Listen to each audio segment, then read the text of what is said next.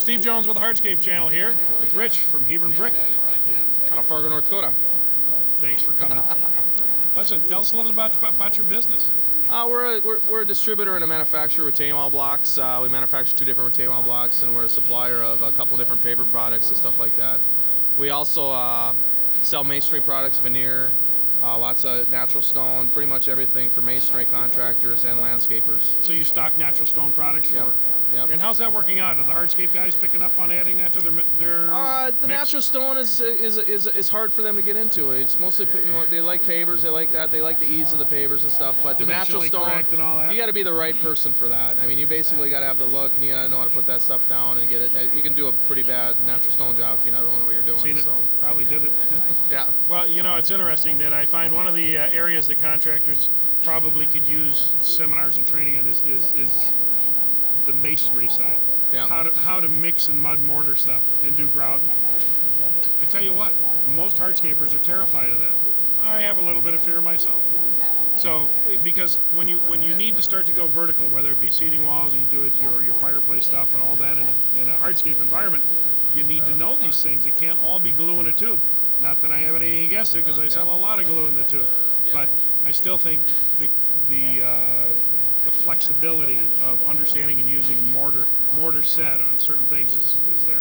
Yeah, our company's doing a lot of that. We're going more vertical too with the outdoor kitchens, outdoor fireplaces, the fire pits and stuff like that. So we're training our guys in a little bit more masonry with regular landscaping stuff too. So Sure. We're doing both. Well, that's great.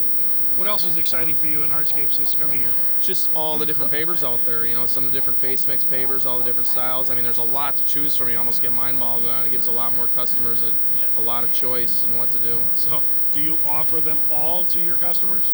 No, we have a couple core lines, but when we get certain people come in, we have some premium lines that we kind of sell to give them more options. Sure. So we can kind of pick the right customer and figure out what they want and what their price range is, and then go from there. I remember the only time I ever really got in trouble with customers is when I gave them too many options, and they, you know, pretty soon they're trying to match the drapes, the paint, the brick on the house, and they're trying to get close to it rather than contrast with it. It's the only times I ever had I had problems. Yeah. Is that when what I eventually learned to do was to select a few options and let them pick from those, because they don't have the experience, the background, the history to know what it's going to turn out to look like. Well, that's what a good salesman will do. You know, he'll show a good product, but then he kind of picks a good designer. Yeah. Good designer. He kind of picks what the customer wants, finds their price range, and then leads them into where they need to be.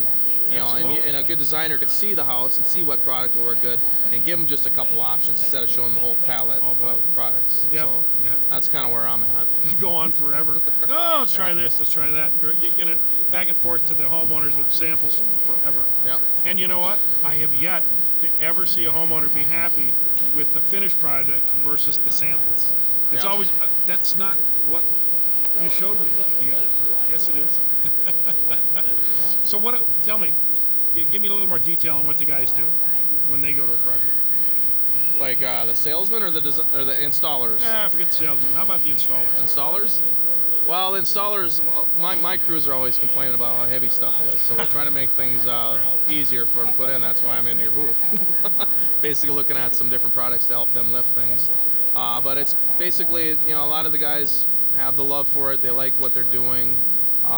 They sit back and look at the finished product, and they're very surprised at what we can do nowadays with the pavers out there. Installation, we're constantly training. We're putting our guys through whatever certification we can, ICPI, so they're doing it right. And there's a lot of good courses out there, certification. You guys have one too. We have hands-on training at the So I mean, it's very important to have that. Have you ever sent any of your people to our training Not facility? yours. We've just did the ICPI thing in the past, but I have looked at yours before. We've done I was past president of North Dakota Nursery and Landscape Association, so we put on our own things, had speakers come up and just show proper installation techniques, but not as much detail as your company's gone into. I have the book. Well, which is really good. Now you got to get the video, and now you got to send someone to the school. So it's nice to have that, but again, it's just finding the time and the money and the people to do it. You know. Yep. You got to invest education into people that it's going to return to you. You have to. Yeah. And finding the right people sometimes, but You know, I find in addition to the education, in addition to all the tricks and techniques they pick up from coming to a school like ours, it's also a team building exercise. It enthuses the employee when they get to come to something that you're investing in them for the long term, and education is all about that. You guys should make it mobile though. That's why we have the video. You have no idea what we've set up in Wisconsin, and it's way too big to be mobile. It's just, it is way too big.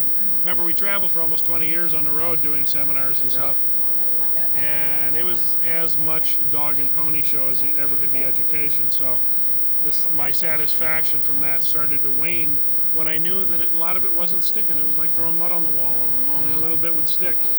By having a facility that's focused and dedicated to providing hands-on skills training, you're able to focus on that, the education part of it, and getting that across, rather than worrying about materials and rain and this and that. That's why our facility's indoors. Yep. Yeah, that's a good idea. But listen, I want to thank you, number one, for coming back here and doing an interview. Number two, for being a good customer at PaveTech. We greatly appreciate it. All right, thank you. Thanks for coming. This is Steve Jones with the Hardscape channel, signing off.